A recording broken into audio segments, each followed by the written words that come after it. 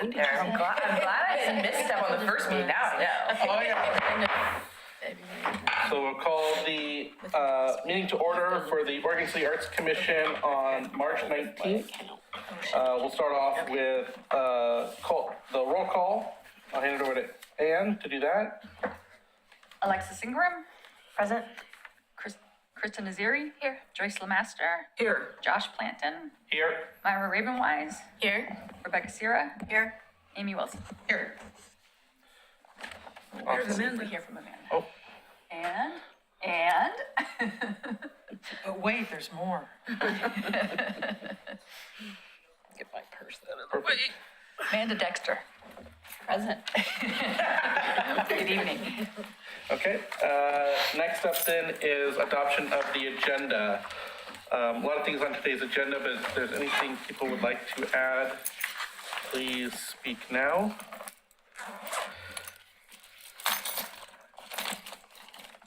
If no changes, does anyone want to make a motion to approve as is? I would like to make a motion to approve the minutes as is. Thank you, Amy. Is there a second? I second that. Thank you, Joyce. All those in favor say aye. Aye. And all those opposed do the same. Okay. Consider that approved. Approval of the minutes from February 19th. Any edits to the minutes that were included in the packet? While people review that, I am going to note that we didn't approve the January 15th minutes at the last meeting. Since they weren't included in the packet this month, we'll include them in the packet next month and approve them along with the March minutes. So just be aware that next month we'll have March and January to approve.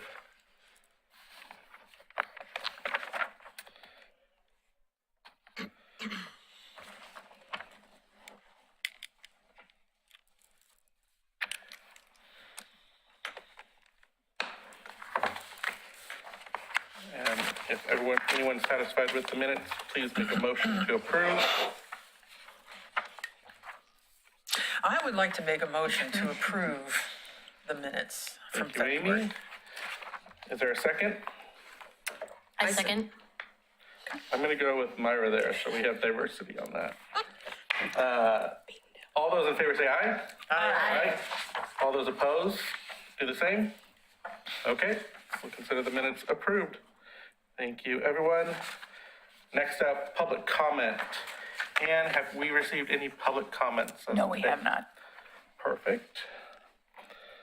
So we'll then jump into the Oregon City website. I'm going to share my screen.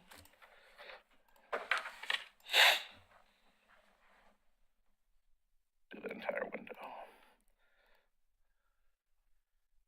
Pops up. Okay. I will actually pass this over to Rebecca to maybe as the primary and really only person who worked on the website. Primary answer. Well, I had Dave's help. You had Dave's help, yes. Dave's awesome. That is the web developer from Ink Stained Creative. And we selected him last year and he is wonderful, so. Great. Yeah, so you guys might remember last year, the city approved, it was a year ago, approved us having a website. We got the URL, ocartscommission.com.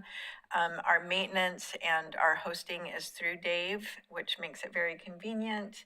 One day when I'm no longer here, if there's changes or updates or anything, you can just go straight to Dave. So we set that up so that it would be easy transition. And one of the things that we really wanted to keep in mind as we were building it out is how can we keep the site active so that it doesn't just become a portfolio page and sit there and get buried.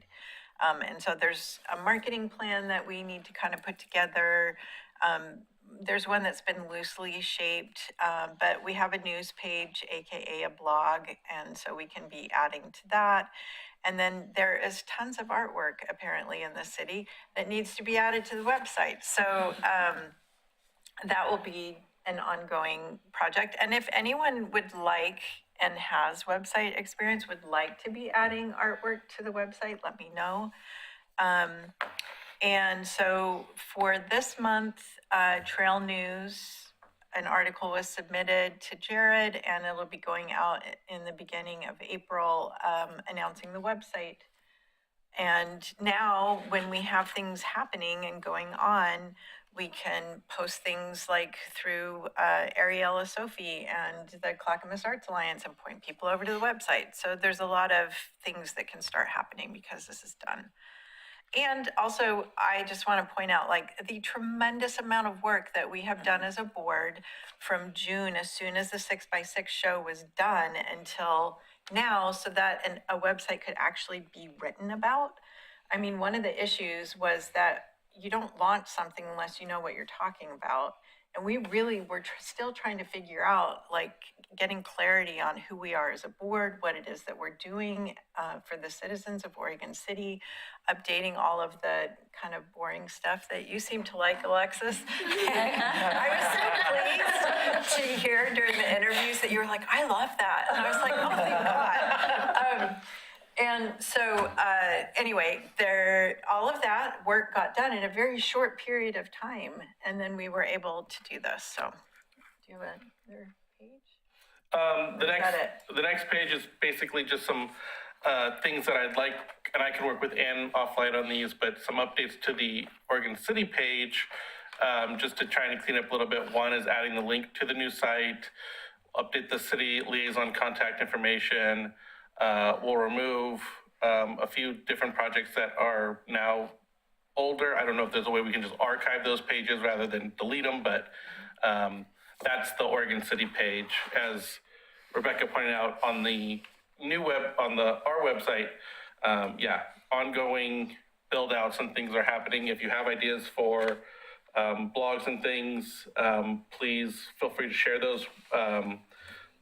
We're going to try and keep it active. That might be just, to not overstress ourselves, maybe one new thing a month, or not a month, but a quarter. If we get really going on things, maybe it's more, but we at least want to keep it as a consistent flow. So with that, the next thing was the 2 budget requests that you had made for the additional build-outs on the website, and then the printing budget. So in your packets, this wasn't included in the stuff that went out, but there is a budget breakdown. There's 2 budget request items under this topic on the agenda. I'll let you talk about, well, do you want to talk about both of them, the ongoing website? Yeah. So you guys might remember the ongoing website maintenance is $390. And does that figure? Oh, His discount? No, that does figure his discount. But it was maintenance and hosting. Yeah. Is that maintenance and hosting together, or just that's maintenance? I have his contract here. I can Okay. pull it up, but I think that includes everything. And then, so I'm asking for $535 for Dave to expand some search functionality on the website. Right now, if you go to, I don't know if you can pull this up, but if you go to ocartscommission.com/artwork in OC, I think it is, there's at least 9 pieces of public art up on the website. And right now, it's easy to just click through the little page numbers at the bottom. But once more art gets put in there, people are not going to want to click through, and they might want to be able to look up, let's say they want to look up Kathy Rowe or Lee Kelly or Ben Dye. Like, there's no way to search for that. And so that's a piece that we need Dave to build out, some search functionality on that particular page. That's not the page.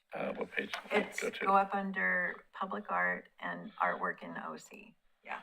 Okay, it's this page. So scroll down, and you'll see here's kind of the first couple pieces. There's 6 pieces. I think I put in 9 altogether. There might be a dozen. And then there's page 2, and like I said, it'll go page 3, 4, 5, 6, 7, 8, 9. So we just need to be able to search, like, Is it a mural? Is it a sculpture? Is it indoors? Is it outdoors? Who's the artist? That sort of thing. And so Dave can do that. And related to that is one of the things that we've talked about as a board is highlighting local artists. And so under will you scroll up to the navigation? Okay, for artists, under there, he would build out a new page under public murals that would say spotlight. And each month or each quarter, we would spotlight an artist in our community. So it might be Ben Dye, who would be the first one, or Kathy Rowe, or Lee Kelly, whoever we want. And actually, I would like at least 3 so that it kind of fleshes out that page. And again, that would need a search functionality. So the 535 is 2 search functionalities, one for the artist spotlight and one for the public art. And then the other is to build out the spotlight page for the artists themselves, because it's a programmed page. It'll look like the public art page. Will you scroll up again? And I'm sorry, I meant the artwork in OC. Yeah, scroll up again. And if you click on, say, pick one of them, building bridges. If you click on that, it goes into detail. And so it says who the artists are, the date completed, and it would do the same thing for the artist spotlight. It would say who the artist is, the artwork that they've done in Oregon City. It might have a link to their website. You might be able to download something about them if they have a brochure or something like that, and then a little description about them. Jumping back to the public art piece, this one I had some background information, but if you click through and look at some of the other public art, some of it I have no information. And a lot of the information is in people's heads around here. And so it'd be really great as we're talking to people, if we get a story about a piece of art or we hear a connection or whatever, that we put it on the website so that it's archiving that information before that person moves away or passes away or forgets. So I think it's really important for us to be looking at how can we create the story around each of these pieces and each of these artists. So that was a little bit of a long explanation, but that is the add search functionality on the website line item request for $535. And then the other piece is the printing budget. And this will tie somewhat into the Creative Action Lab that we have coming up with the Travel Oregon City on April 18th. And it's so that we can get we can get some stuff printed. Like if we need a little banner with the Creative Action Lab logo on it so people recognize it from the outside of a building and we put it up, that they know to go there. Also, we have these cards done for the rack cards for the resource fair. And these would be really nice to continue to get these printed and maybe have a rack card set up at the library and at City Hall and, kind of around town so people start to recognize, oh, there's an arts commission here and this is what they do and this is what they look like. And oh, look, there's a QR code so we can go to their website and see more. So this is also for continued printing, something like this. I know we ended up doing stickers for the front of these little notebooks that were handed out at the resource fair. And if those work really well, maybe we need more stickers printed. I don't know. It's just so that we have a little bit of a printing budget. And initially when we did the website, we did have a printing budget. Like we didn't even use the full $5,000 for the website. Granted, we've crossed over the budget biennium, but we didn't use all of that. And some of that was set aside for printing, which we didn't end up using just because we needed it now. So anyway, that's what that request is for $500, just so that we have it. And then as we need things that we can get that printed. Are there any questions? Okay. Do we need a motion? We'll need a motion to approve, and we can do them individually or together. It's up to whoever wants to make the motion. Well, I move that we approve the budget request to expand the searchability feature and the printing for the website. Okay, I second. okay. All those in favor say aye. Aye. All those opposed do the same. Okay, we'll consider that approved. Thank you so much. Yeah. Before we move on, can I, my name is wrong in the website. Is it? Yes. I'll write it down what it's supposed, what it should be. Please do. Yes. Maybe we Yeah. can fix it. I've had, That was I've my had only comment. multiple other people look at it. I'm like, please look at this. I've been looking at this for too long. I will miss things, so thank you. That was my only I feedback. am so sorry. That's okay. I apologize. Okay, so that gets us through all of that. Wow, we are cooking. Great. Anything else website related that we want to talk about since we have a little bit extra time in our, What is the program that's used to work on the website? WordPress.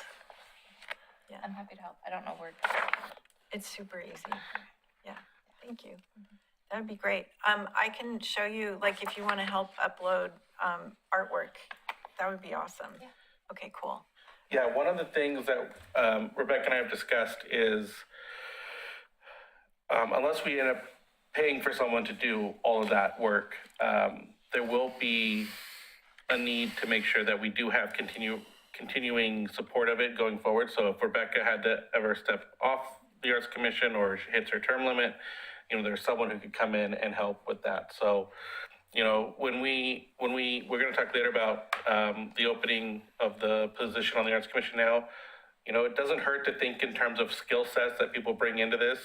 Web development and or design development helps a lot in some of these things, and it takes the burden off, individuals. So maybe keep that in mind as we go forward and thinking about, recommendations for who we want to have fill that seat. But thank you very much, Rebecca, for all of that. Here. Okay, next up then, Really quickly. oh yeah, On the page with the commissioners, it shows the chair and vice chair, but it doesn't show Amy as the secretary. Thank you. Thank you for defending me. Will you please, I will you appreciate that. please email me? Okay. So this is what I need you guys to do. We put this up, I sent it to Josh James, who left, so he really didn't have time to look, and Anne, who's now handling a lot. And so and Jared. So all of us looked and everybody was like, I think it's okay. We wanted it up for the resource fair. Yeah. And then I took like the week and a half off because I was like, I've had enough.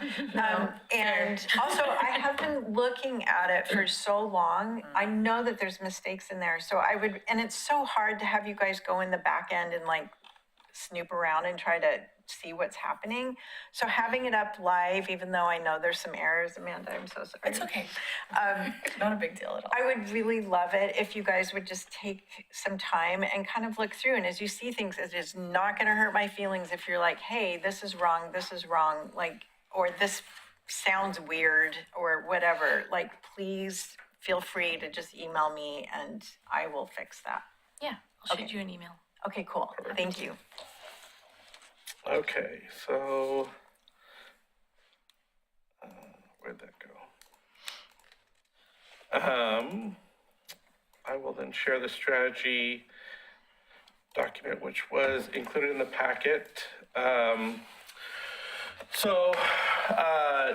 This isn't the full strategy document. There's quite a bit of extra information that adds a little bit of broader perspective and overview for people who aren't as familiar with, maybe public art and the benefits it provides.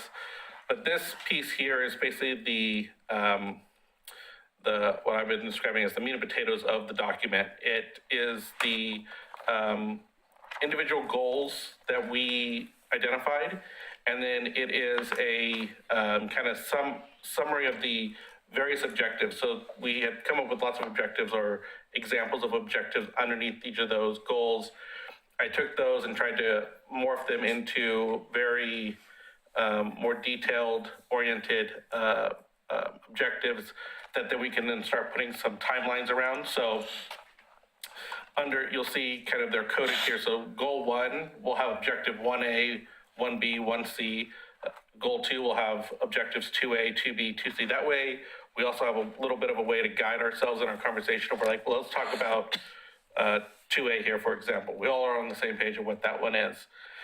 On the right side is kind of the timeline for these goals. And this was, again, not things set in stone on this. I was just putting it in, setting it up for an example here. But it roughly follows kind of where I think we'll be in terms of getting the various pieces done by. So we have 6 months to a year. So if something, you know, some of this stuff for Objective 1A will take place in the first 6 months, and then within a year, I would imagine we'd have most of it wrapped up. You have 3 years, kind of our midterm, and then this is a 5-year plan. Nothing is going all the way out to 5 years. Some of this stuff could be stretched out if we need the time, but I think a lot of these things, we're going to set up these programs and they're going to kind of morph over the next few years. So while they might get started after 3 years, they probably will extend out to that 5-year point in terms of polishing them up. So I'll stop there before I get into some of the details. I'm not going to go through everything. There's a couple big points I want to note, but stop me if you do have questions. I've got a quick question. Yeah. Who wrote the copy on the back of the card? I did. Oh, okay, thanks. No, it's really cool. Like, because comparing back to the document itself and then this, so could we use her language in our strategic document? Yeah. I just like it. Well, I mean, part of our point will be to utilize the language on the website in our strategy document, so it ties in. There's a common voice amongst everything, right? And that just helps kind of keep everything on the same page. Okay, so under Goal 1, Strengths of the Oregon City Arts Commission Structural Foundation. So this is basically our foundation blocks that we want to continue to build up. One is establish, keep best practices, policies, and procedures to align programs. Essentially, this is summarized in this table down below, 4 documents that I believe we should establish to make ourselves kind of a strong base. The first is the mural program guidelines and checklists, updating that, making sure that that's clear, concise with the new laws that are getting approved this month. The next one is the an art installation and management process. One of the things that we've come to understand as we build up the website, as we do other things, is that we should have, the Oregon City should have some type of program that walks through the acquisition to placement to maintenance to what's the word am I blanking on? Deaccession of an art piece, so that we know the steps and that we have a process for that. The biggest one, I think, in my mind, is the maintenance, making sure that artwork is taken care of over time. It'll hopefully keep its quality longer and avoid issues. But I think that's a big program that we are missing in this city and that we should look to implement. Budget and financial best practices. Again, this goes along with our conversation we had with Matt in January. You know, we want to be able to know what we need to do to get things moving quickly on, you know, possible funding opportunities, or working with the finance department to make sure we are providing them with the information they need to keep the financials, you know, clear and concise and updated. And then also just how we want to practice our budget process, right? When we lay out where we want to spend money in a biennium, there's a process we follow, we figure it all out, and then we implement. Last one being our RFP and artwork elevation process. This one is, again, a very important piece as we go to promote new opportunities. We want to make sure that our work is clear and concise in what we're looking for, that we have all the elements in there that are helpful for someone who is responding to that RFP to have. So those are the 4 main documents. There could be others, and you might have already thought of some others, but those were the 4 main ones in terms of just a structural foundation that we thought were important to include in this first objective. So I'll stop there and see if there's any questions on that one. I have kind of a broad-based question. Yeah. And this is just to give me some background from being new. How were all of these objectives, like, how was this put together? Did you all have like a retreat, or like, how did this come to be? Yeah, was it July or August, we did a work session where we all brought in ideas about potential goals. And then from there, we kind of categorized things into bigger buckets. And then we took it offline and came back with proposed goals. And we had, I think there was 5 or 6 of them. And we ended up picking 4 of them that were the most important, prioritizing those 4, which are the ones that are laid out here. Then we went back and we talked kind of briefly about what kind of falls under these categories, kind of giving different examples and things, some potential objectives and stuff. From that, in that conversation, we drew out kind of these as our big objectives, trying to hit as many little things as we could, but understanding too that, you know, ultimately this is going to be a living document as well. If in 3 years we reevaluate and we're like, you know, this might not be working anymore because something has changed that is not in our control, but or we ran out of every opportunity we could to figure out how to solve this problem. It's not going to work, so maybe we need to adjust this a little bit. So don't think of this as set in stone for the next 5 years either. It's going to be adjustable as we go. But yeah, that's kind of the process we followed over the last 6 months. We just kind of ran into a wall where, as of December, we weren't getting a lot of time in meetings. So we've taken it offline a little bit just to try and wrap this up a little bit quicker. So Okay, thank you for indulging me with the background. I mean, and if you want to, Alexis, I can send you a link. I think it's all video recorded, so you can just go to Oregon City's YouTube page to find a recording of that meeting, and I can send you a link if you'd like. That'd be great, thank you. You will. It's on the website too. The next 2 objectives under goal 1 are to create the marketing plan, which is something that Rebecca mentioned earlier. We want that to kind of detail out how we handle, you know, our processes for approving new pieces of new postings maybe on the website, or new marketing advertisements that we do, how we collaborate with other or promote other art events in and around the Oregon City area. And then the last one is on looking for ways to grow our financial support for arts in Oregon City. So there was 3 main things, and based on some feedback I already received, I'm gonna make this a little bit simpler and put this kind of in the same table so it's summarized a bit more. But the 3 that we outline here are through our donations, either through funding or through art assets. So someone has a statue they want to donate, you know, how do we absorb that? What's the process for that? If the other one is grant writing, which will be a big thing that we need to discuss at some point, to, you know, what's our process for submitting grants? And then the last one is the percentage for the arts. This was something that has been discussed for several years now. My understanding is that there is a tentative proposal out there that's been out there for a long time. It just never got approved. So it's probably a good idea for us to take it back up and dust it off and have a look and review it and clean it up as much as we need to. And then maybe look at how we want to represent that to the city for consideration. So those were the 3 channels for that under that objective. So that's all the goal 1. Any questions on that? Okay. The next one is forging community partnerships. So first objective there was to develop a program to promote local businesses in Oregon City in coordination with Travel Oregon City. This kind of this can go in a lot of different ways, but really, you know, a good example of this is recently Travel Oregon City is doing a call for artists for Mother's Day. So they want to do a bunch of events around the city, in promotion of Mother's Day, getting people into the shops and the restaurants and stuff for celebrations, and they're doing kind of little call out to artists.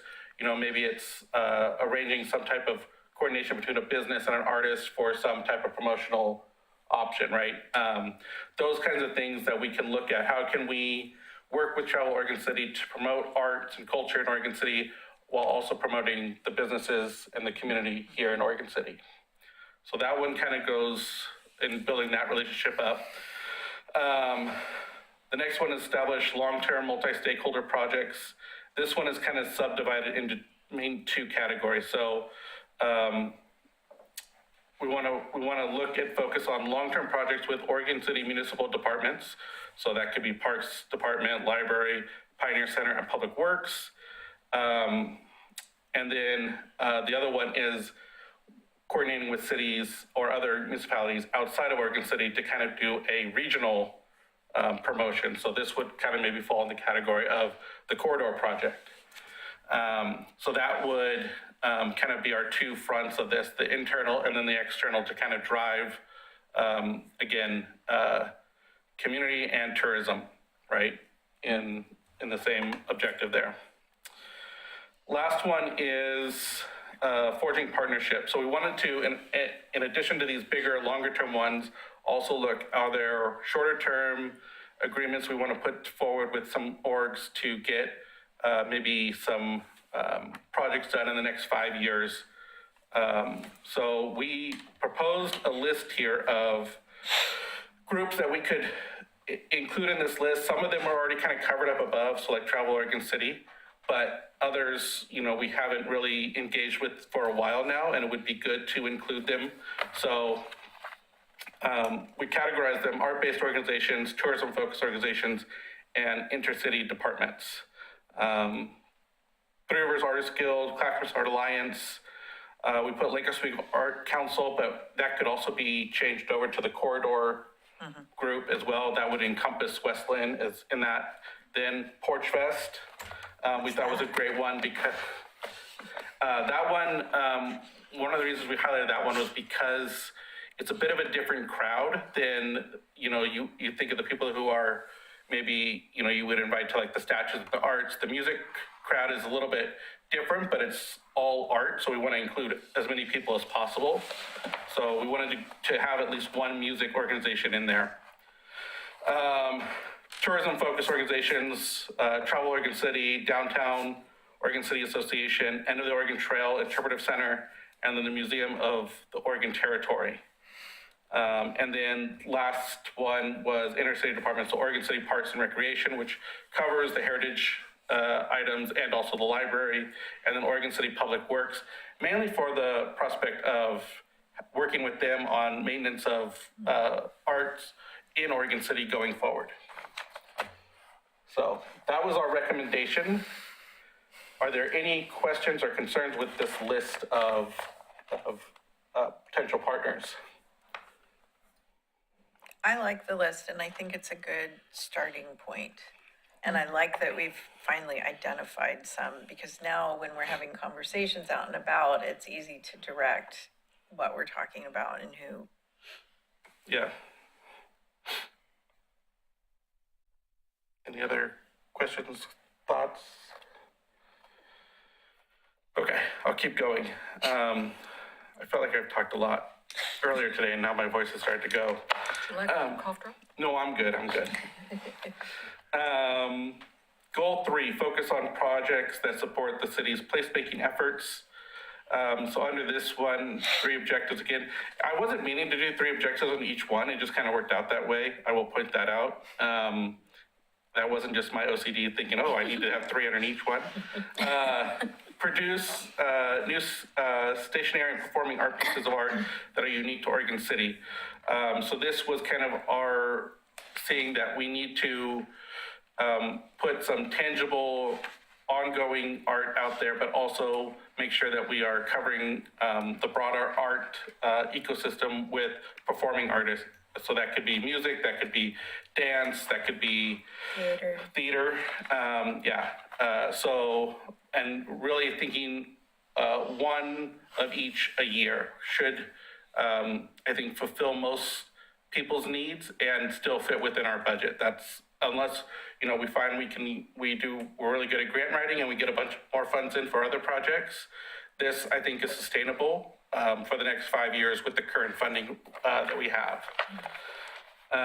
Did you skip over the master plan? No, it's down below. Oh, I had the wrong order. Sorry. Yeah. You're right. Sorry. Objective 3B is build out the Art for Every Heart initiative. So this is already kind of started up. Myra and Joyce are working on putting together some thoughts around that, but really taking it from what we initially had it as, which was a motto, and turning it into an initiative that has real impact to the city and the community, however that might end up. So this is written a little bit broad right now because I want to make sure you two have the flexibility to come back with ideas, you know, however many, however broad. And then we can always, like I said, update this later and make it so that it fits more tightly with what you propose and what we agree to. But I think that's an important initiative that we can get unique to Oregon City and kind of make it Oregon City's little, you know, program and kind of identity. And then lastly, the master plan.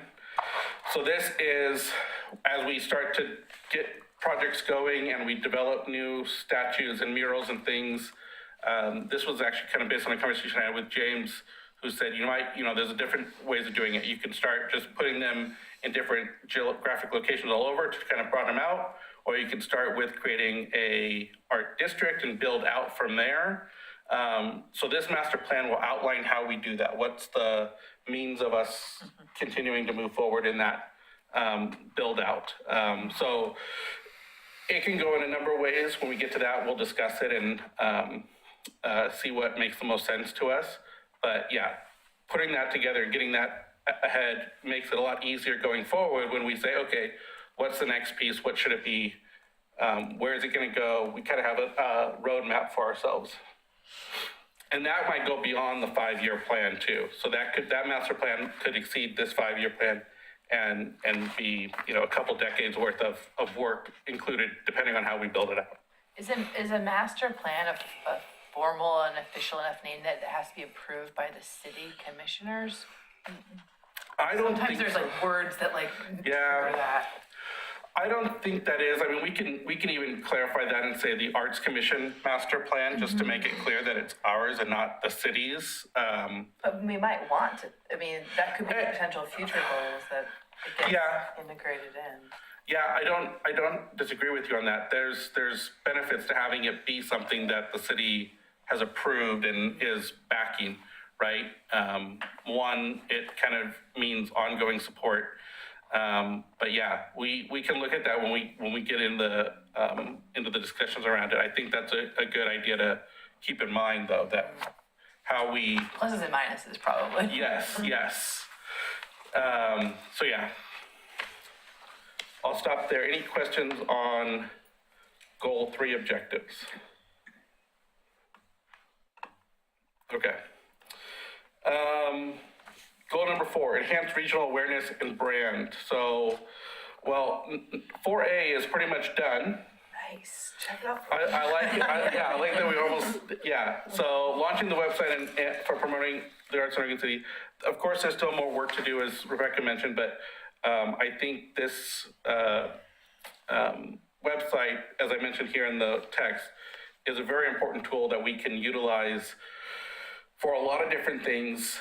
We'll probably come up with new things in 2-3 years and add to it, but really getting it out there and using it as a window for people coming to Oregon City or living in Oregon City to see the art in Oregon City will be very, very impactful. Another one is updating our vision statement to align with new commission goals. So we originally created the vision statement back in 2021, 22, 21. And it was, you know, at that point, we didn't have kind of I would say a shared vision. So it was very, very broad. And it would be worth us taking another look at it and kind of updating it to be a little more, I think, specific and a little bit more reaching. I feel like it was broad but shallow, and I think narrow and deeper in some ways might be better. But taking that on and doing that process. And again, I don't think that's necessarily a huge hard lift. I think that's a couple conversations we have together and some rewrites, but yeah, it's important. And then, By the way, with that, on the website at the bottom in the footer, that's where our mission statement normally would go. Right now, it just says Art for Every Heart, because the other one, we outgrew it, is all. And so we just need to come up with a new one, and then that'll go on the footer again. yeah. And then last one is promote art through leadership within the Arts Commission. So one of my thoughts is I'd like to make sure that we as an Arts Commission stay up to date in what's happening. So that's part of like, we'll review the art calendar today. We'll kind of start getting stuff added to that so we can kind of get a longer term look at what events, what things are happening around the city, how can we play a role in that. But in addition to that, also on the topic, so I would like to try and invite in people who have expertise. Maybe it's on unique topics like AI and art, and listen to what they have to say about it and or their perspective on it, and get that information. Because I think us having more of that in-depth information when we make decisions will be very helpful. And I kind of want all of us to just have as much broad data in our midst as possible when making decisions going forward. So we make, the best possible decisions we can. So any questions on those objectives? This looks great. So feel free to take offline. Next time we meet, my plan is to have a fully completed document with all of the extra language and information. And at that point, we'll start doing a more in-depth kind of review of it. But if there's edits to this that you'd like, please send those to Anne and myself, and I will start incorporating them. And then my plan would be to try and get this document approved by our May meeting. That would mean a lot more work offline than you reviewing it offline and then sending feedback offline so we can make updates.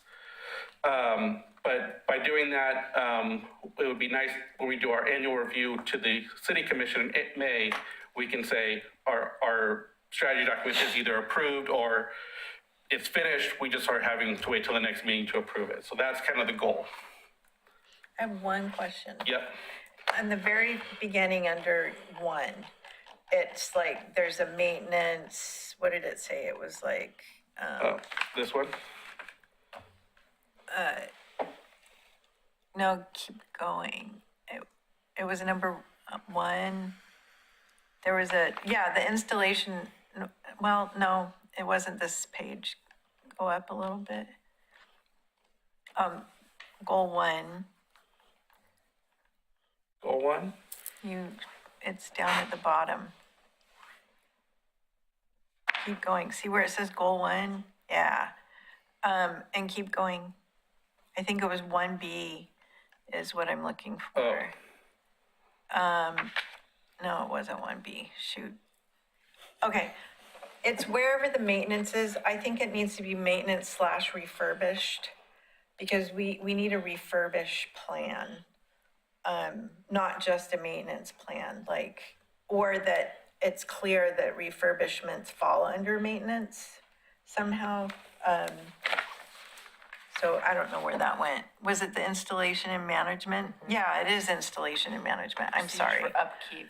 Yeah, the upkeep, I just make sure that there's something added in there about the refurbishing Yep. of certain pieces. Yep. Is it possible to put this on the Google Drive that we can all see it as the changes are happening so that we're not all feeding you the same? Yeah, I think, do you automatically put the packets on there? I can send you the Word version as well if people want the Word version to edit off of. That's sometimes easier. Just try and keep it in the red line so that I can see what changes you made. But yeah, we It's can. actually it's a OneDrive. online thing, but yeah. I can Well, I send was just wondering if there's a way to make like a live version, so A as live you're thing, making yeah, the yeah, yeah. changes, we can see what's being changed, not that We we're have to editing be it. a little but that we careful can of that. If we did it where you send in the things, that's fine, but if most No, people not can. that we're changing it, but just that we can see what's been updated. And Oh. then we're not repeating the same changes, or somebody changes one thing and we want to. Yeah, I get that. The They overlapping ideas. kind of do it with the red line. You'll get this document and there's just all these red lines through it. But then you And have it's to really keep hard sending to, it out. yes, you do. Yeah, let me think about this. Just a question. You don't have to answer It's it a today. good but- question on efficiency. I do know that our IT department is hesitant to let us share official city documents on anything Google-based, just because it doesn't have the same amount of security. Or But just I- something so we could see. a But we live could version. post periodic, like after 2 weeks, I can send Ann an updated version and then we can just save it as of April 8th version, right? And then post it on there and then people can go on there and look. Sure. And we just send out a reminder to keep looking at it periodically. That works.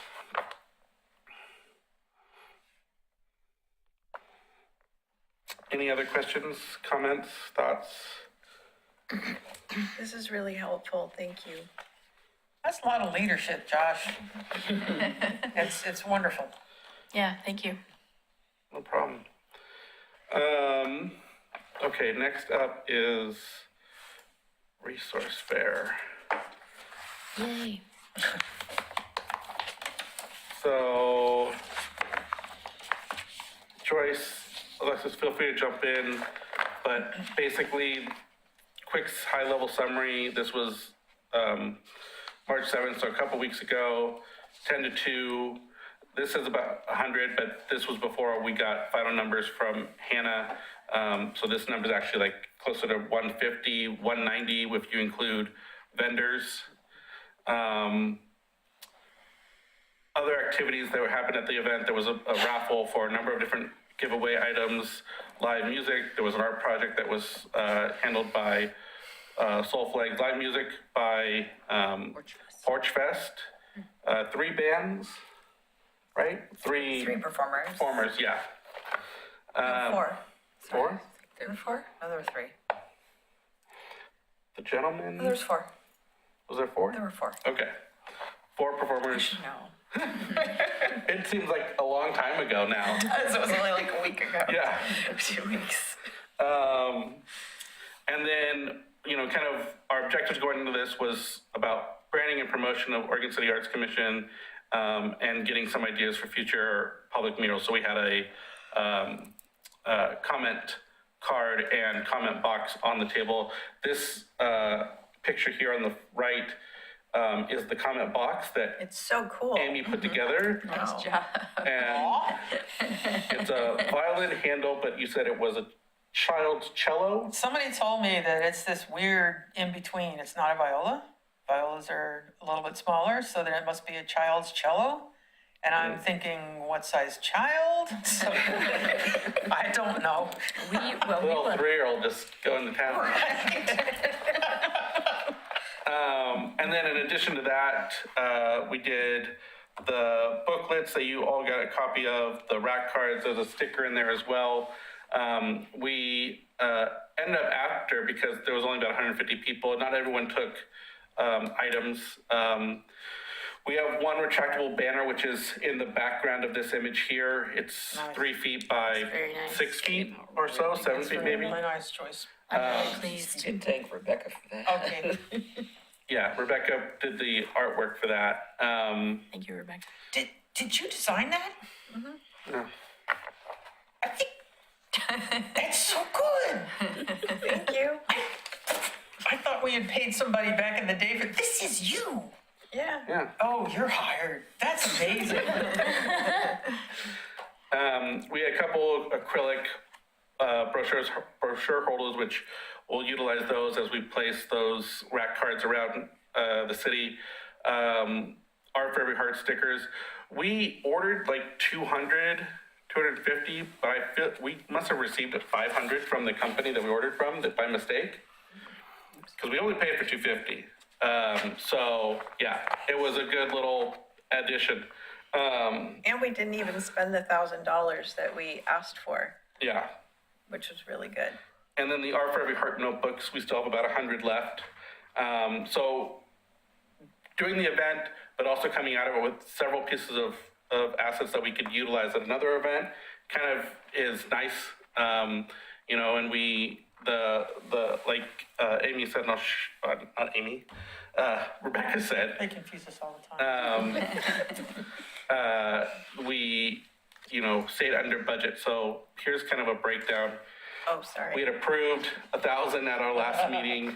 We ended up spending $554. So all in all, it worked out well. We did look at items of like having the booklets printed, and this was probably about half the cost of that to do it, you know, manually for the same amount. And then we also looked, I reached out to Kathy Rowe about the Oregon City coloring books, and she gave me some information on pricing for that. So if we ever wanted to come back and look at ordering some more Oregon City coloring books, these were done in 2022. We approved a grant for them to be done. Kathy Rowe designed them and printed the first, I want to say, couple hundred. Yeah.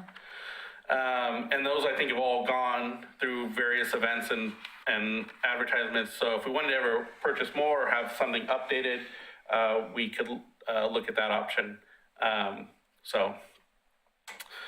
But yeah. And so I have a quick question for everyone. I think that we should take advantage of these and put these up at the library and here, maybe the Pioneer Center, where we would need to buy some more acrylic holders for rack cards. That's what the size is called. Where else do you think that it would be beneficial to put these? There's like a little information rack already at the top of the elevator. Oh, cool. I think that That's would be a another, spot. okay, Yeah. that's a good idea. Pioneer Center. Maybe Doka? People don't really go into the office so much though. I try. Well, but businesses down, that wouldn't be a bad thing for business owners to see them. We could put something down there. What about that new like make bar? Oh, yeah, that's a fun Oh, place. yeah, to make. put I that. haven't been there yet. I want to check it out. That seems like it could be our people that would be interested. Yeah. Maybe White Rabbit would let us put one, or the new little grocery store. Yeah. That just Oh, yeah, the new grocery store, Yeah. or the toy store down there, the new one. Did you say the end of Oregon Trail? No, They have the whole visitor Derp. center rack. that's another good one. Where's that? Or moot too. End of End of Oregon Oregon Trail Trail. Right, and right. Newt. That's a lot of rack. That's a lot of rack cards. How many Visitor center cards has do it. we have left? Do you know? I mean, we have a 200 plus. Oh, great, okay. We got these printed locally too, which thanks to Joyce. She, Buell's, oh. yeah, Yeah. Mules was great. You know, if I could make a recommendation too, when I went on, I had to buy a bunch of acrylic holders for an event, or not a bunch, I think it was like a dozen. And looking around locally, they were expensive, and I got them online for a tenth of the cost of what was local, so it might be worth, if we're going to get a number of these, to, Yeah, these were a pack of 2 for about $16. They're about $8. $8 a piece. and they tip, and they've got the little pocket. Yeah. Yeah, That may be close, but maybe, I mean, I was just really surprised. yeah, they're not inexpensive. I was hoping they. I'm also going to put on their property of Oregon City Arts Commission so that if they ever get emptied, like call this number if you run out of cards or something like that. Yeah. So that way we have,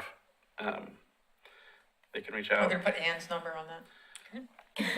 Oh, that's a joke, you did not have to. Yeah, Ann needs We all agree. Everybody's saying yeah! Sure. I get some random calls. And there used to be a police officer whose last name was Griffin, so I used to get calls for him too. Oh, Yeah, he's no longer on the force, but. You didn't just say you transitioned and. And quit. By the way, that lady died.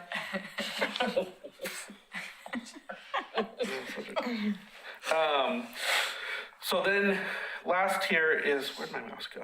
Last here is the community mural ideas. So, We got some good feedback from people. Some people took the comment cards and were like, I'll come back with ideas. Never came back with ideas. But the ones who submitted, so nature seemed to be a big kind of standalone. So a living wall mural, spring floral with small animals, whales, orcas, deer, birds, blue jays. Cats was named once, dragons was named once, and then someone did cats and dragons. So that's why there's the pluses. Others, there was someone talking about voting rights, responsibility, and celebration, historic lumber milling industry, girls sewing a dress, jazz musicians playing, glass mosaic, and then native tribes, and then some additional feedback we got was, some people pointing out, like, our solar murals need to make. Well, not so much that, but just that you have some that seem to need some tender care. Didn't someone talk about the Dr. Barclay one, which is in really bad shape? I think that was someone from DOCA mentioned to me. He said not only that, but also it's essentially a dead body on a wall in Oregon City, not really appealing kind of subject matter. What's wrong with that? It's a ghost. Someone mentioned, the stairs next to the elevator up there. I don't know what we could do with that. The tunnel as well. So there's the man tunnel that's next to 99. It kind of takes you up. Doesn't that belong to But I think that The haunted tunnel? railroad? I think it No, it belongs belongs to the DEQ, right? Or the DOT? DOT. Department of Transportation. I don't know who owns it. So another good question. I mean, I think it surprised us when we found out we owned that railroad wall. So it could be anyone's guess who owns that. I'd be hesitant to do anything in that tunnel. When I was in the Soul There's a lot of art in the tunnel. I'm meeting, gonna the say. mayor said that the tunnel belongs to, ODOT. yeah, ODOT. Yeah, Thank you. that's That's what I was trying to remember. probably very, very, because they're probably the ones that built that tunnel or own And that she tunnel. said we so. cannot touch it. Yeah. And then someone mentioned street murals, and actually their idea was around the idea of, having something in the intersection could help slow people down, or crossing the street maybe just helps people slow down a little bit. It made me think, I saw this thing years ago. A little town in England they painted all of their, those metal posts to look like little kids. I thought, but just so people didn't hit them, because they kept hitting them, I guess. And I was like, I don't think we want to go that route, but that's the idea I got from this, was things to make people think twice before, approaching a certain intersection or something. Didn't your neighborhood do a street There is a mural? street mural right outside of my house, so I'm kind of like the unofficial caretaker of the mural. We just repainted it in September, and it does work really well as traffic control. It's the only one in Oregon City. Yeah. Our little coalition of neighbors worked with the city to create the pathway to be able to do this. So there's actually like a permit and a whole procedure with the city. So I wonder, and one of the things that I actually had as a goal coming onto Arts Commission is to make this information more widely available around the city about how a group of neighbors would go about being able to create a street mural. I've had a lot of people ask me about it, especially when we shut down the street and we're painting. Or, the pictures are posted on social media, on Oregon City Chit Chat or whatever. And so people are like, hey, how can we do this in our neighborhood? And I always say, I will help you, let me know. And then people, of course, don't follow through. But I think that it would be really cool if we could include that as part of, Well, we're working on the mural guide, wanting it, So Yeah. if we're making a mural guide, maybe it could be on the website also, like, here's how to get started if your neighborhood wants to do this. Where is it? What are the crossroads? 11th and Jefferson. Yeah. Cool. Yeah. Kristen knows about it too. You go to the top of the stairs and then you get a really nice view down. You guys can give them grants to do. Kristen, did you come paint it this last time? Were you there painting it this last time? Yeah, I thought you were. So those were the ideas that came out of it. And again, these aren't things we necessarily have to do, but these were just getting a So little. how many in total? Did you get 15? Did you get 30? No, there was, I should have counted before I would say there was a good stack of 25 to 30. And like, a lot of people just put down nature. Nothing specific, but just nature in general. So. If you go to the Big Travel Oregon, they kind of have their like breakdown of what brings people into Oregon and, what are they looking for? And I believe nature is number one. Yeah. And then I think it was something like historical was number two and family, or they flip-flopped, I can't remember. But anyway, nature was the number one reason why people come into Oregon and also into the Pacific Northwest. Yeah. So it's really cool that the Soul Flags mural is going to be a nature-based mural that'll go up in June or July. What's it gonna be? Huh? What's gonna be? It's going to be nature. They're About the gonna, falls. They're going to Yeah. come present. next month. At our April meeting. I don't want to burst their bubble. I want them to be able to say what it is. Burst their own bubble? Okay. Amanda told me, you could probably ask her, but I don't remember Yeah. what she said. Can we talk about it? I don't see why not. Oh, okay. All right. So it is, remember how it was just salmon? Yes. Well, now it's been expanded so that it's really about the ecosystem of the falls. And TEMA's goal at Soul Flags, which I did not know this, is to have this kind of educational component to all of the art projects that they do. And so she really wanted to be able to educate, and that's why she was so focused on salmon. But when we met and we talked about it, and the artist was there, Anna, who's a great muralist, and what they decided was they would do the whole ecosystem of the falls, have different flora and fauna and different fish, because salmon aren't the only fish that are in the river here that are very important part of the ecosystem. So there'll be lamprey, there'll be salmon, there'll be sturgeon. I think there's the trout. So there'll be it, and it's really cool. It's like there's the falls at one end and then it comes down. And so on the narrow part will be, you're looking under the water, and then as it gets bigger at the end of the mural, then it's the falls, and then you'll see the madrone and the different types of trees and plant life. So Anna sent over kind of a draft, and the mayor really liked it. She was there representing the enhancement grant folks, and I think it's going to be a really cool mural. Cool. And it gives Tima, it allowed her to be able, now she has all kinds of stuff to riff off of, not just salmon, but there's, the meadowlark and other kind of animal and plant life in the area. So it'll be a cool mural. And they're going to clean the wall, I think, in June or July. Yeah, that's the plan right now. So I think July 11th is when they're planning to start the mural. Yeah. And Tima and I think Anna will both be here in April to. Yeah, the April meeting, they're going to come share. And we also, that's our cue to approve. They'll have all their paperwork done, all that sort of stuff for us to approve it. And then there's also a community component where when they start painting, the community can come in and help paint one section. So it'll be a fun event.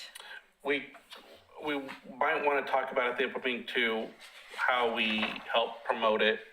Putting on the website, the idea of doing a kind of a live feed of it, getting painted or whatever, or kind of made sense to me. I know Travel Oregon City has 3 interns now that are doing kind of some filming and video editing of different things to try and just get a lot of these like small, TikTok size clips that they can play over and over. This might be something we could work with them on making. We have a camera on it and we just do one of those speed up time lapse things. Yeah. And put that on our website as, kind of a promotion of it. The blog, we can, do a lot of things with it. So we'll have to keep that in mind as we meet next week on it. So with those ideas, this kind of leads us into a important topic. So we've heard from a number of people that Oregon City would like to start seeing more murals go up. I don't know if they necessarily recognize the restraints that were on us a little bit before in terms of murals. The updated code gives us a lot more flexibility. So because of that, and because we want to start showing, tangible progress as a group to the wider city and Oregon City community, I would like to propose that we issue an RFP for a public mural in Oregon City. And to do this, we can utilize some of the work that was previously done around our RFP process. It's not a perfect system yet. That's why it's still in our strategy document, but we can use this opportunity to kind of start that process up and also get a nice piece of art in the end somewhere. To do this, I'll start with the objective. So one is coincide with our strategic goals of developing new artwork, so one new stationary piece a year. Be as visible as possible to maximize the promotion of it. So picking a location where a lot of people are going to see it will help.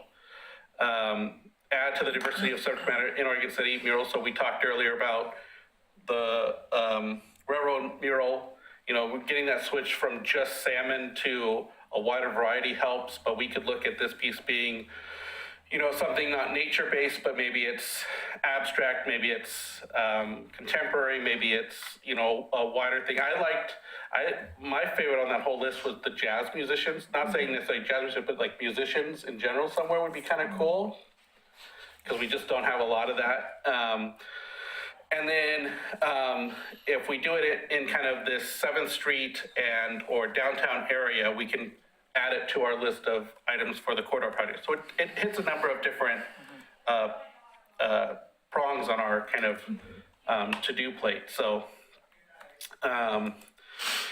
RFP process I would suggest getting a group of 2 to 3 individuals together. They would be responsible for identifying possible locations in Oregon City on which we could have the mural placed, drafting a proposed RFP for the project, defining costs, objectives, locations, etc., using the templates we already have, and then prepare a marketing plan for the RFP. So that would include posting on the website, maybe it's posting on the Oregon City page, sending it out to art organizations like TRAG and Clackamas Art Alliance. So a lot of different things we could do there for getting the word out to submit RFPs, and then report back at our April meeting on the plan. So it would be a lot of work in the next month, and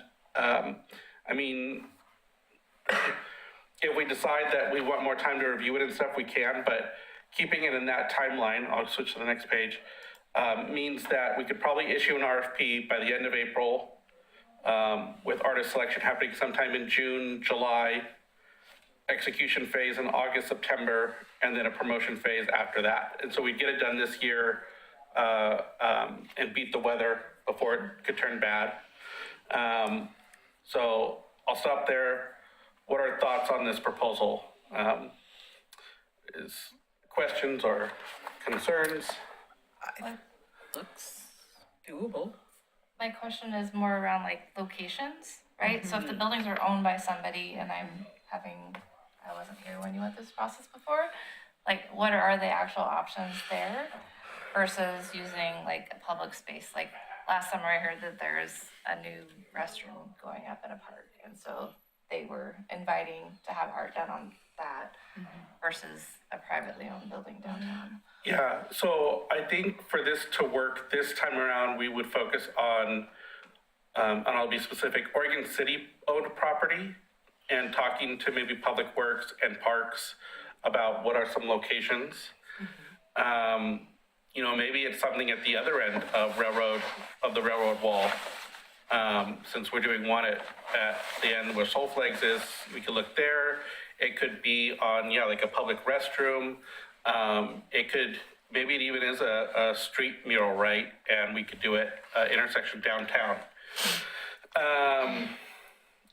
It'll take some work to try and to talk to people and talk to someone at Public Works and kind of get some ideas of what some possible locations are. Also, we probably need to talk to the city manager's office as well, because I'm not sure, like, who's the official, like, check on, you know, yeah, you can pay it on the public building.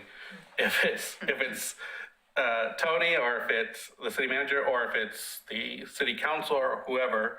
But that would be I think the big piece is identifying that location. And maybe it's, you talk to the library or something, right? And I'm not sure, again, maybe the library says, well, you can pay it here, but you have to get sign off from this person.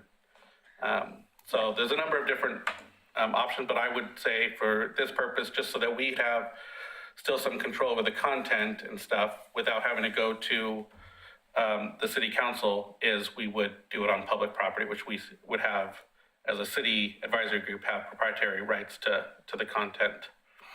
And I can assist you. I think as you look at different locations, who you need to talk to depends on which department. Is it, you know, is it Yeah. Parks? Is it Public Works? And so as you look at different locations, just let me know, and I could arrange or set up a time to meet with representatives from different departments. I think a lot of it would depend as well on the size, Yeah. if there's other maintenance plans already in place for that piece of property. But yeah, I could get that information for you as you look at different potential sites. Yeah, I mean, having it prominent doesn't necessarily mean it has to be on a huge wall. You know, walking in here today, I noted, you know, there's that wall, that curved wall outside here, that's just concrete. And, you know, something like that at a public building, you know, power washing that and putting a mural on that adds a bit up to the facade, and also is a small enough project that, you know, it's, I think, maybe an easier lift. If you're talking about painting the entire outside of City Hall, that's a little bit different. I don't know if we get that approved in this time frame, but yeah. The base of the elevator. Yeah, and that'll be important, obviously, when we go to, like, how big is it? Because that's going to dictate the budget, and that's going to, I mean, all of Yeah. that.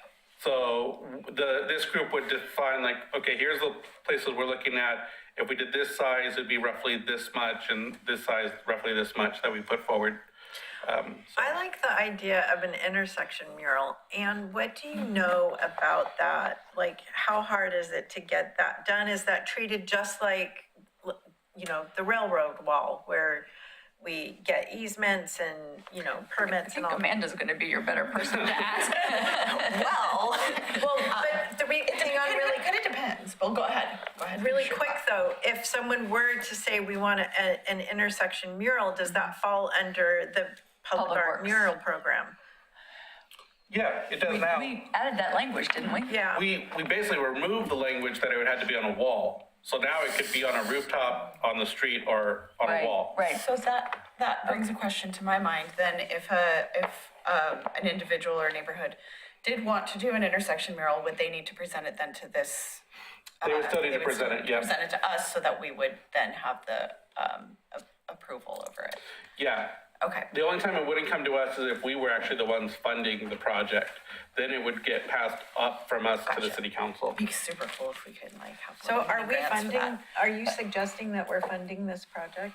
Yes, that's why I think going through the city would be easier. We have, as in our budget, even with the ones we approved tonight, we've only spent 95% of our budget, and yet we're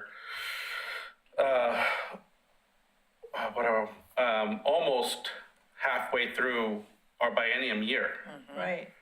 So we've got some money we can spend if we. need to spend it because We it need wasn't to Yes, over it. yes, Exactly.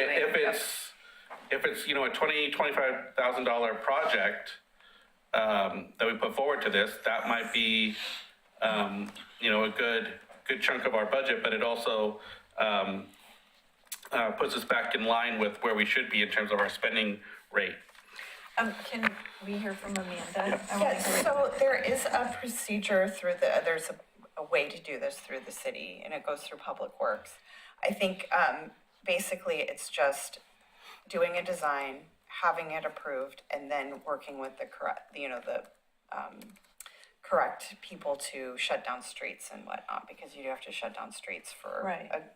for long enough to while. paint and let it dry and then seal it. And, there is no funding available, so we've had to either get donations of paint or raise money to buy paint. But I think also it depends on where the mural would be. So for example, I know that there had been some talk about a mural there at Washington and 14th, where all the food carts are. We heard that called the Trestle District. The Trestle District. The railroad. Right. And I think that it was, that's just such an arterial area that it was kind of like, it was going to be pretty difficult for them to be able to shut that down for that amount of time. Yeah. But I don't think there is a way to do it. There is a procedural way to do it. So. Okay, cool. So this raises the issue for me about maintenance, because if we were already sort of struggling to maintain some of the existing wall murals that we've got, this is going to have to maintain a lot. So the intersection mural, we repaint it every 2 to 3 years. Yeah. So if we're in charge of maintenance on these, then that's going to be a heavy lift. Well, it'd probably be even more so in a very heavy trafficked area. Well, even in a very not heavy trafficked area, 2 to 3. Another idea that Rebecca and I talked about a while back by chance was they have that paint that Rain activated. rain activated. So you don't see it until it rains. So being in Oregon, it rains. We thought you could do various pieces of poetry from different Oregon poets and put it like on sidewalks, on buildings. And then when it rained, they just showed up, right? And I thought that'd be kind of cool, kind of whimsical, gets people out a little bit when the weather turns bad. So that's another option that we could look at doing. How long does that last? 2 to 3 years. So Rainworks, if you go Google, I have a whole research page on these rain activated Cool. murals, but you can also Google Seattle's Rainwork. I think it's called Rainworks. And they have they've got YouTube.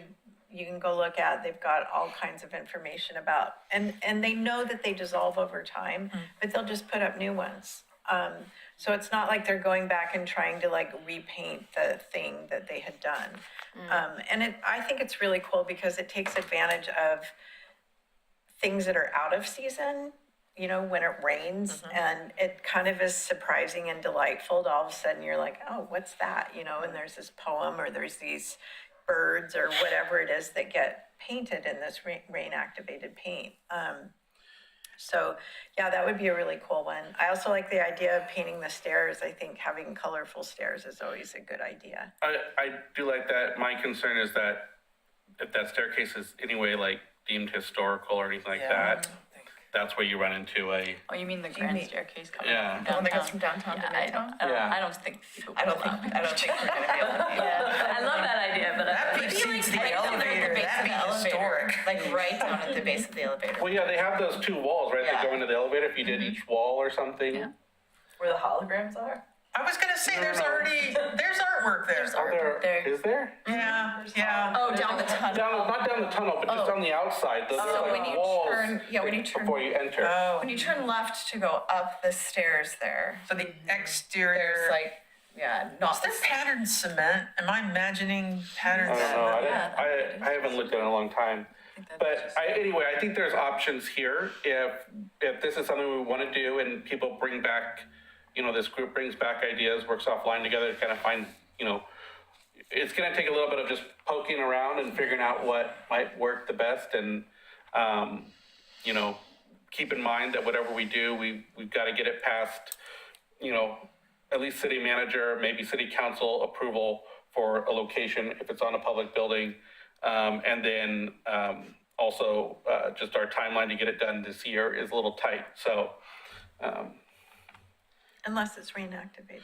the rain activated is nice for that because it would be also in maintaining those, it would be, I feel like a little bit cheaper because if you're just doing lettering versus an entire wall, it should be a little bit simpler.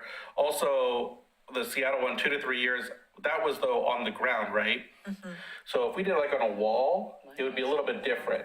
So you could do 2 pieces of poetry on the outside of the, Yeah, but does that rain as you go in? yeah, it gets rain on that outside exterior pieces. Yeah, that'd be cool. Let's go look at that. Yeah, we have to make sure rain gets on that surface. Yeah. Or along the Well, we can go out promenade. there and hose. Along the promenade. Along the promenade would be nice. Even just to paint it on the walkway Yeah. would be very cool. Or we Or have it in very, so the other thing is like, we could have rain-activated pieces sprinkled throughout the city. Yeah. You know, maybe there's one poet here and there's a saying there. I'm sure there's been a lot of sayings that come out of Oregon City that could be added, you know? Most of them are in the tunnel. Oh. It could be almost like a treasure hunt. Right, exactly. Yeah, It'd be very cool. Splash pad at the library. Yeah, yeah. Oh, yeah. yeah. the So splash pad would actually, be I looked it up and it is interesting. It is patterned. There are vertical lines, Oregon City municipal elevators across the top, and then there's bricks, like, what do you have outside of windows? Shutters almost, so it look like. Oh, okay. Brick. On the outside of that elevator? Yeah. Yeah. So I don't, well, except for if that, I don't know, it looks like brick. Maybe it's not. Are you maybe it's talking about the granite. things that are on the walls inside the tunnel? No, she's talking No, the the outside. exterior. There's, Okay. If that was flat enough, that might be absolutely perfect for rain paint. Yeah, there's little walls here and there. He told that is, I said brick, maybe it's granite. but Cement. so this RFP group, is this something we want to form? Is this something people would be interested in joining? Okay, I would be interested in helping with this project. okay, okay. And I have draft templates for RFP or whatever that I can, when you guys are ready, I can hand that off to you and you can tweak it however you want. That, you can get them from American for the Arts, so they're really, they have all kinds of really helpful guides and everything, but then I just took that and kind of drafted one that was kind of specific to us. And then you can take it further and really tweak it. I think the biggest, hardest part is gonna be figuring out the locations Yeah. and getting go from the city to respond. Yeah, so we'll work with Ann on that and hopefully, I know Tony fairly well. I oh, yeah. Do you? Yeah, we'll Yeah. still need to, we'll still Go- need to work go with Public Works. Arm wrestle. Yeah. So what I'm gonna do here, there, since I heard Amanda and Alexis want to join, Rebecca, I will add you to this because that way you can at least share the information that you've gathered. I'm not necessarily saying you have to jump in and help, but share all the information that you have so that we Yes. don't run into any kind of open meeting laws I will with that. share. And then work with Ann on, yeah, if you both identify a location or a couple locations and say, can we run these past Tony or whoever, Public Works, get their buy off, then work with Ann on that and getting that. May I ask you a question, Josh? Do you Yeah. mind going back to the schedule? Yeah. Because it looks like you're trying to have it be, the painting completed by the end of September. Yep. It seems a little aggressive in terms of just giving artists enough time to respond. And I'm just like, is there a reason why it can't go into 27? Or what was your thinking? Well, we've just heard the push from city council members and others that they would like to see more murals go up. Okay, And Trying to get something done this year. this year, okay. yeah, Okay, to kind of keep up with that drumbeat. So, okay. And the weather. and the weather, And the weather. yeah. So as soon as you hit October, you pretty much have to wait till 2027 anyway. Which again, if we run into that issue, if we just come to a point where like, it's not worth forcing it, we can have that discussion then and see what we want to do. But yeah, part of that will be, the strategy that Alexis and Amanda want to bring back in terms of, we looked at this a number of times and we think, keeping it simple, keeping it small will be best to get it done and out. But yeah, so planning phase would be the RFP work, and then issuing the RFP, give people about a month to respond. Again, if it's not a huge, huge project, I'm hoping that's enough time for an artist to write, a response to that RFP. And then the selection process taking about a month and a half to get them back, review them, and make a selection, and then work through the details of the contracts and all that. And then execution phase being the prep and the painting itself. So. Okay, thanks for that answer. Okay. And just as a note, you don't put a coating on it if you were to use a rain-activated paint. Yeah, because you wouldn't be, the rain wouldn't activate it then. that would be the worst mistake of all time. No, it's not working. But it's happened. I'm sure it has. I'm sure they're like, oh, we don't want graffiti on it. You have to put the thing on there. Yeah. Okay. Real quickly, Oregon City Arts Commission transition. So as you all heard, James Graham's departure on March 16th. I was able to talk to him before he left, wished him well and where he's going and stuff. He informed me that the city, kind of is looking at economic development department as a whole. They were doing a lot of work that economic development does and a lot of work that normally they don't do. And so they're like, okay, how do we want to look at this going forward? So all of that is to say that, where Oregon State Arts Commission ends up in the end, it might still end up under economic development. It could end up somewhere else. We'll get more information as it develops, but that's administrative item that they're working on. Until that time, Anne will be working with on as our city staff person, so we can have questions on things like the coordinating with Public Works or Tony's office or whatever. We work through Anne.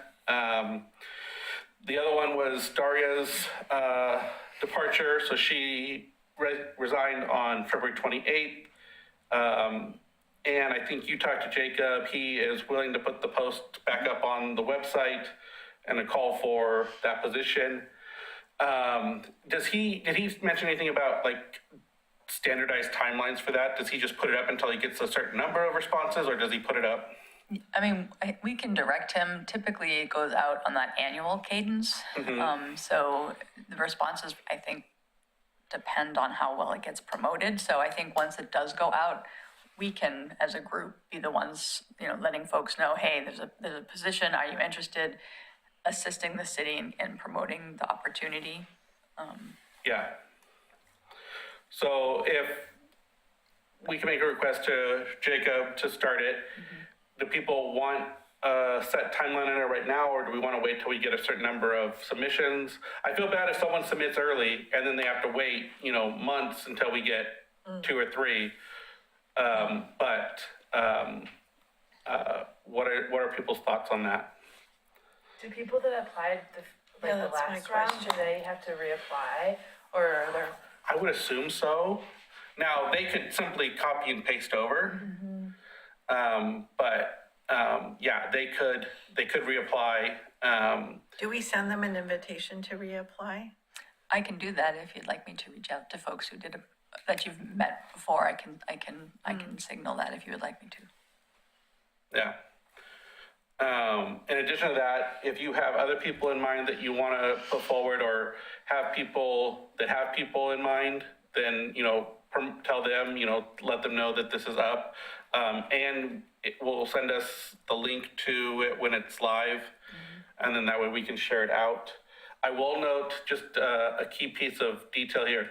If you have recruited someone to sign up and then they sign up and they come back with a lot of questions, I would direct them towards Anne versus us giving them feedback, because that could mar the final decision-making process. So we just want to keep it very clean. So once they submit, send them to Anne for questions and things like that, and she'll make sure that everyone gets the same answers and stuff, so. And then does that mean we would go through the same interview process like we did the I last believe time? so. Okay. And make a recommendation, yeah. And did Always we do that at 8 o'clock. They lock. want to discuss or consider things that we're ideally looking for, skills? Yeah, I mean, I think I mentioned earlier, like, thinking what skill sets would help us in terms of, coverage and things like that. I don't have the design skill sets and stuff that probably a lot of you have, but like the digital ones that Rebecca has had and used on the websites, that's kind of an area I think be helpful to have someone else who can jump in. Someone even with a lot of like writing experience wouldn't be a bad idea either if we're planning to do a lot of writing on the blogs and stuff like that. Grant writing. Grant writing experience, all those kinds of things. Yeah, there's a number of, I would say, maybe areas we could pinpoint that would be helpful. And any one of Grant writing. Yeah, I was gonna ask, don't you, Yeah, that's do you have right. experience? grant writing, yeah. So Yeah. That would be awesome. yeah, so there's probably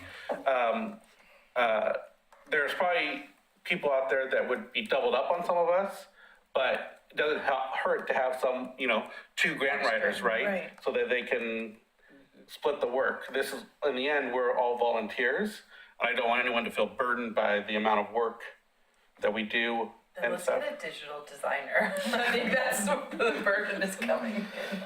I like the designing. It was this was really fun. I like doing that. The website burned me out. I'm a little crispy still. She got really deep in the weeds. She reached out and was like, there's so much data that I'm just going through every day. And I'm like, Rebecca, come up for air. Well, because everything that I wrote, I had to make sure that we actually did that thing, or we had the thing supporting it, that we could talk about it. On the internet. Right, and so it was like each page I get a section done, and then I'm like, okay, that's done, great. And then I get to the next one, and I'm like, oh my God, we don't even have this. So it was, and it was way bigger than what you see online. Like I did a huge data dump on him of all of the documents that I have written, and poor Josh. But yeah, it would be great to have other writers, people that really enjoy doing that. I don't want to be the only one having to do it.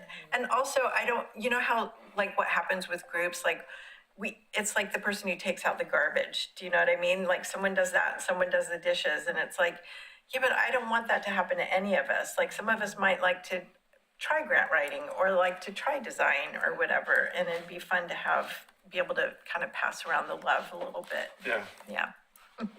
Based on our numbers, does it have to be a resident or can it be anybody? No, so Daria's good position question. was, I looked at this, she was outside the city, so we can have a non-resident join for her position. It can be resident or non-resident. Okay, so maybe what I would suggest then is Anne goes back to Jacob, have him post the opening. She shares the link with us. Everyone kind of do some recruitment over the next month. We'll then ask for an update on, how many applications have we received. If it's anything less than maybe 3, we keep it open for another month and then do it. And then if we hit that 3, 3 to 5 is probably a good number based on what we've done in the past, and that it's only 1 seat this time. So that would be my recommendation, but happy to hear others. For 1 seat, do you even need that many? That's Yes, 4 please. disappointed people. Well, Okay, no, that's a good, I mean, that's a strong response.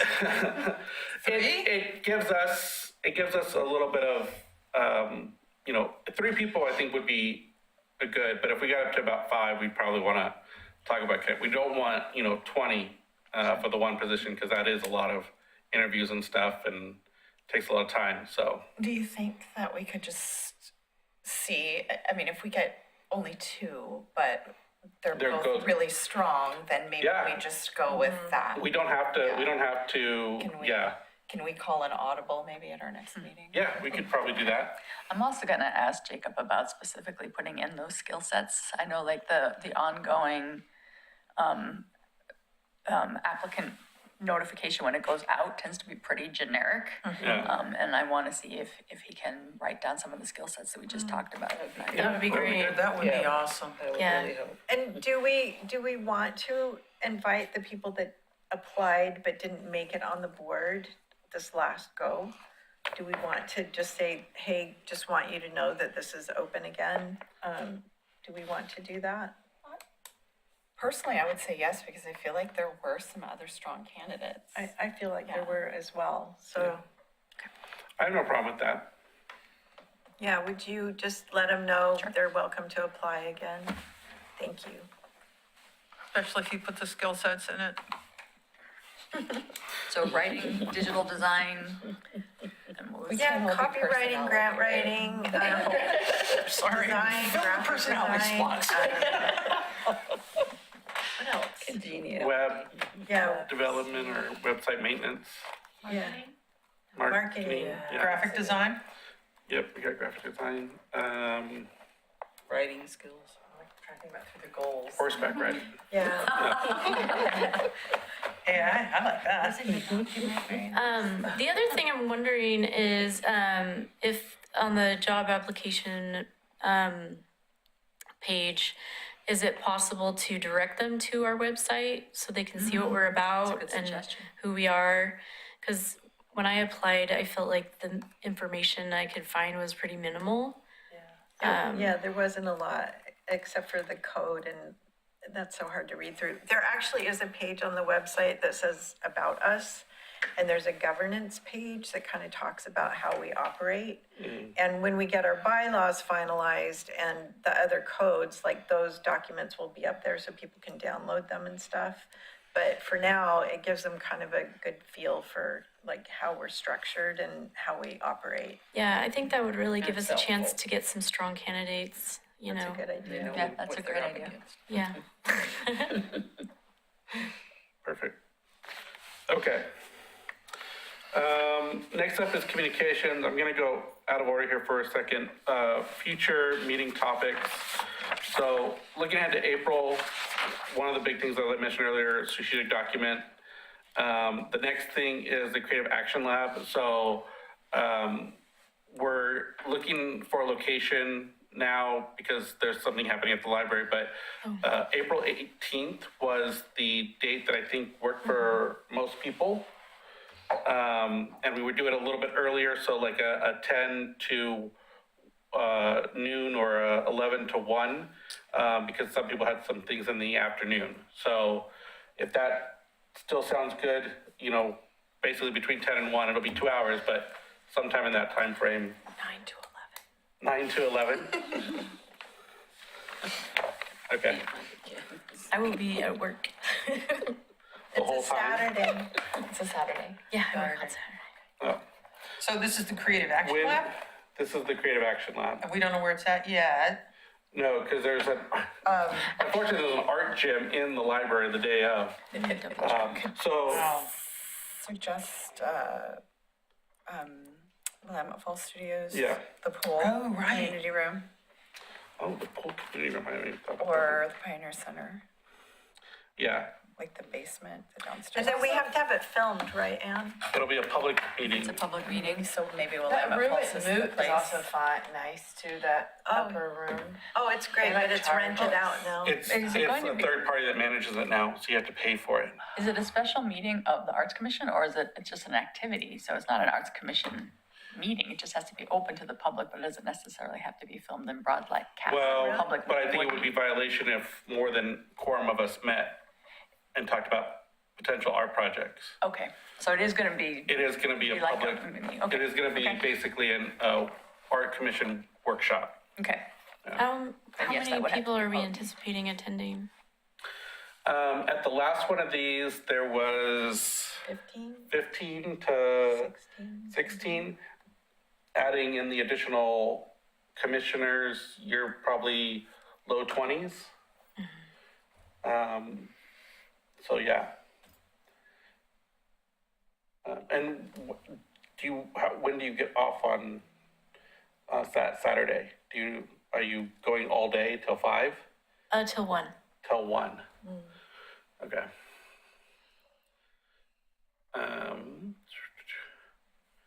And I'm blanking on who wasn't available in the afternoon. Me. You weren't available in the afternoon. And you're not available in the afternoon. Okay. And it can be, but. And like, if we split it and did 12 to 2, is that 2? I have to be somewhere at 2 in Tigard. Okay. And No, I'm you're fine. supposed to be somewhere at noon. We do it on the 11th instead? I cannot do I that. can't do the 11th. Dang it. It's my nephew's wedding. Oh, The, Bring them. that's okay. There's never gonna be a day that works perfectly for Okay. everyone, I think. Yeah, it's gonna be hard with the number of people we're looking at. okay. Maybe we keep the 18th. Myra, the next one we'll make sure, because I feel these will continue to happen on a quarterly basis going forward. Okay. We'll make sure, yeah. Someone can just give me the download. Yeah, Or do you think it will be recorded then? it will be recorded and, I mean, if we're at the studio, we probably even could broadcast it. 'Cause then I could watch it later. Yeah, no, it'll be recorded because it has to be for a public meeting like that. Okay. So yeah, we'll make sure you get in it and then we can do a debrief after as well. That'd be great. Yeah. And then what I'll do too is I will send you the packet of information that we'll probably go over. If you want to fill it out with your ideas and things like that and send it in, then we can share that with the groups as well. Okay. So that would be another way to just make sure that, yeah, you can put a little of your input in there. Yeah, do that. Yeah, Okay. that'd be great. Awesome. I'll start with a kind of an outline or highlight presentation on what I'll be presenting to the city council in the May meeting or hoping to present to them in the May meeting. Before we get spanked, we should probably change that to commission. City commission. Just, They know what I mean. The mural application from Soul Flags we know is coming in. I don't have on here, and I should have, the mural RFP. How did I- Report back. Report What can we back. accomplish in 1 month? So much. Our For Every Heart program, if Myra and Joyce are ready to present on that. The bylaws, so now that the municipal codes are done, we need to finalize the bylaws. So that's one that I don't necessarily think has to be on the April meeting, but if there's time, we can add it. Potential grant applications. Now I'm blanking on, maybe that was what I meant by the RFP. Maybe not. What is this You were for? looking at a calendar and you were looking at upcoming grants. that we Oh, could that's take right, that's right, yeah. So, the next thing I'm gonna get into is the art commission calendar, and I'll share it in a moment, but I will talk through that next. Are there other items that are not on this list that we think needs to be in a April or May meeting timeframe? You had mentioned earlier in this meeting that we wanted to have like professionals come give little talks about stuff. Yeah. This seems like a pretty jammed agenda, but I just Yeah. don't want that to get lost. Yeah, actually, Celicia with Travel Oregon City was at a conference recently, and she reached out to Rebecca and I and said that she met with a woman who works for the Oregon Cultural Trust, who would be interested in coming and like having a conversation with us. So she might be one that we bring in maybe in May to have her talk about that, what their programs are and all of that.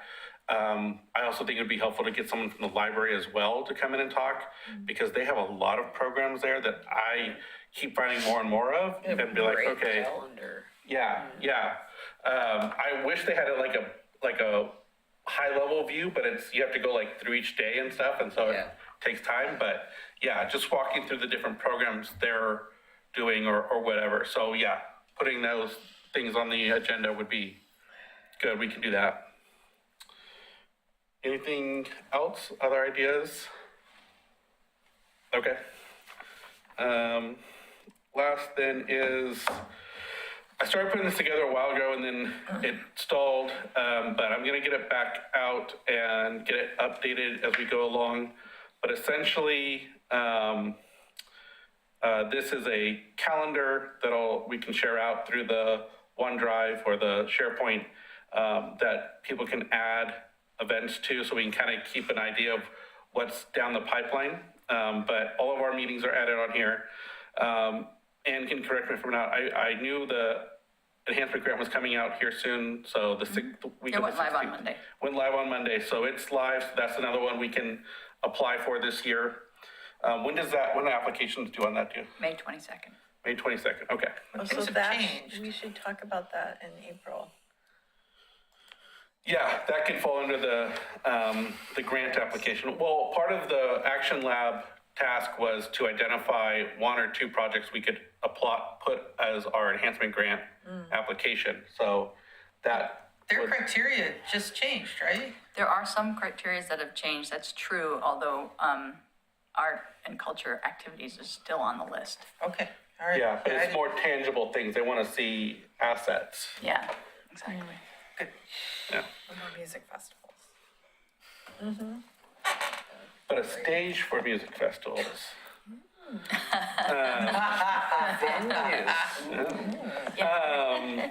So this includes on there, so we'll get this out to people, add to it. I put in here Porch Fest and Oregon City Arts Festival. It's 7th and 8th for Porch Fest. And it's supposed to say Porch Fest. Oh, it doesn't say, dang it. Port Fest. Port of Oregon City. There we go. Yeah. Okay. Be a barbecue.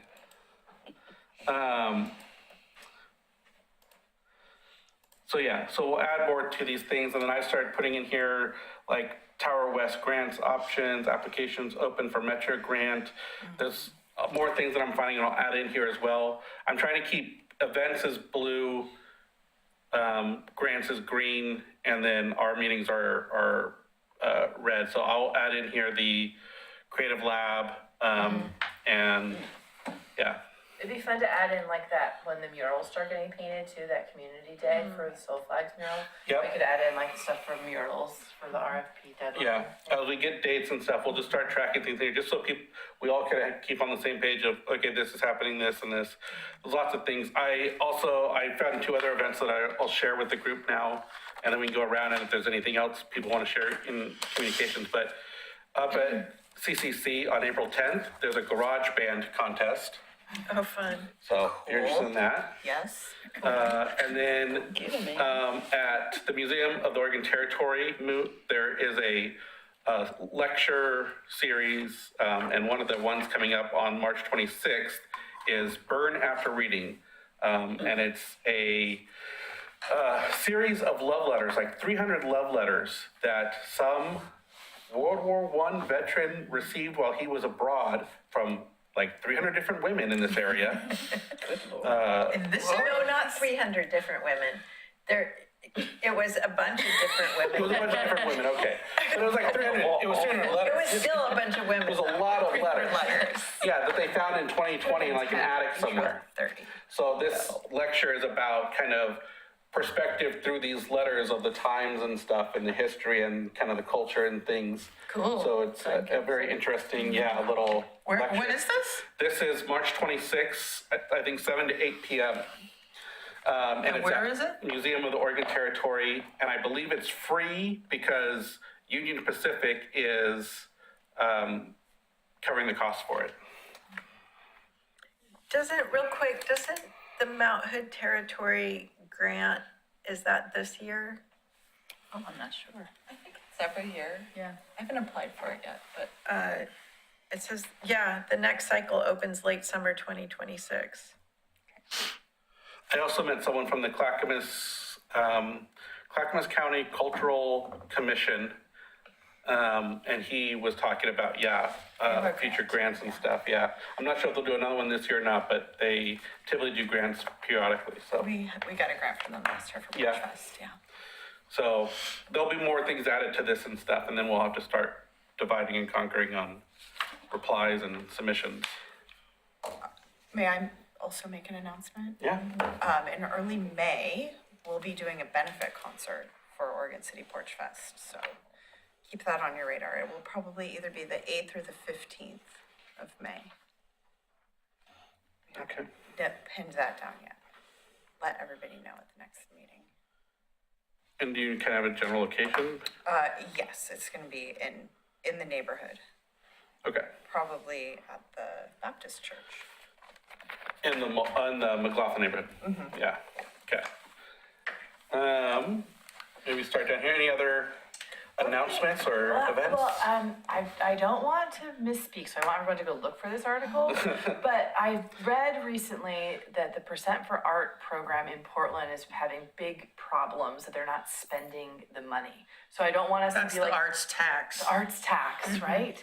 So, It's just because it's mismanaged. yeah, I no. just want to make sure that if we're like 'Cause trying to they're making promote me something pay. like that we aren't Tiger? misstepping No, during sorry. a political I time. thought we were where talking it's about public. Portland. It was Portland. Yeah. Yeah, You live in that's a Tiger. good point. Right, there's a tax for folks who make over I have a $100,000 business and they're not, In, like a lot of us. in the well, trade. I think the arts tax is like $35 for everyone in Portland, right? Yes. Not sure. The art Yeah, tax this is, was no, it's not per person, it depends on your income level. And you live in 12. I've never paid it, because I don't, I've never. Portland? Yeah.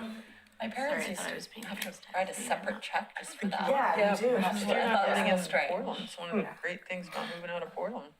Oops, Um, I didn't say that. I was gonna start this and go this way.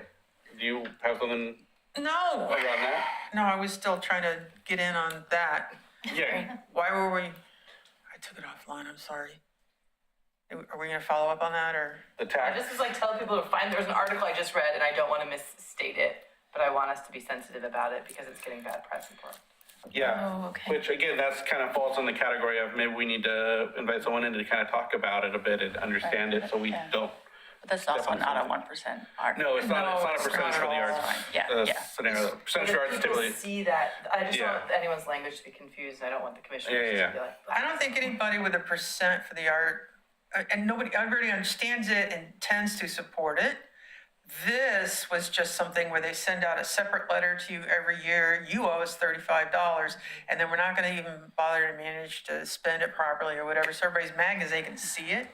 Whereas percentage of the art comes from money from new development and things like that. It's not a tax that comes out of somebody's pocket. Right. I think we all know that, but I just want to make sure that. Yeah, not everyone's gonna put that distinction when they look at it. They're just gonna see it's a tax for arts. Yeah. And they're gonna say, in this day and age, are you really that surprised by that fact that people I'm surprised misconstrue anybody even things? knows about the arts tax unless you live in Portland and then you're just mad at it. I don't think anybody thinks. People have friends and relatives that live in Portland and they hear about it. Okay, well, if your friends and relatives are confused, then My you're brother right. We lives in should be Portland, very that's how I careful. know about it. We'll work on your brother then, okay? Can I announce one thing? I just Yeah. want to let folks know that the city-sponsored public event activity is going to be coming out the last day of the month, so I think it's the 31st. I was gonna ask you about that. Yes, so there's funds available for events that attract at least 1,000 tourists. What if they don't end up attracting 1,000 people? Do they have to show history of attracting 1,000 people or? A first-time event would have a very hard lift, I think. Yeah. Yeah, but you can, if you can be convincing in your application, Planning an event, Josh? No, I was just, I had that curiosity, like, you don't know going into an event. right. Yeah, It's the or even first your time, second yeah. year if you're gonna hit it again. Yeah. Oh, sorry. Sorry. Let's start here and we'll work this way. Okay.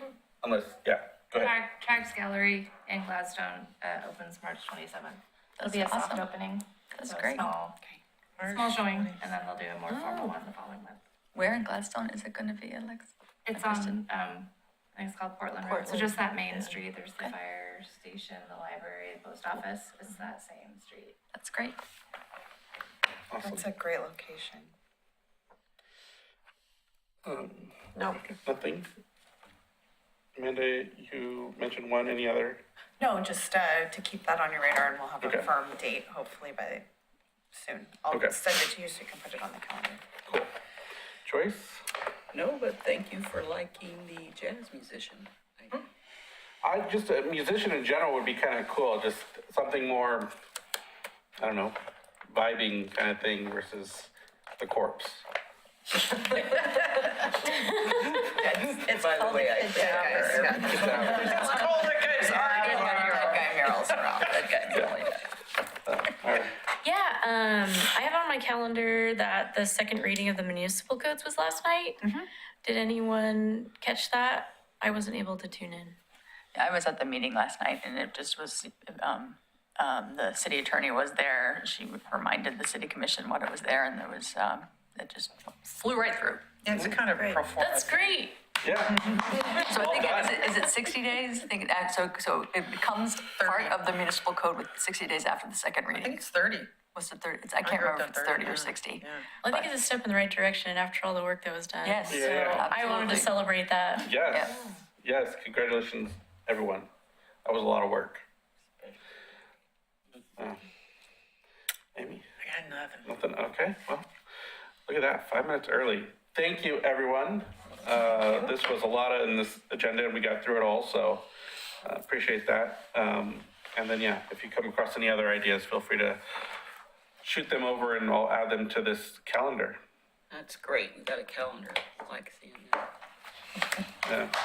Love it. Thank you, everybody. Thank you, Yeah. everyone. So so- adjourn at 8:20. We will, adjourn the meeting at 8:26 p.m. according to my computer here. Are we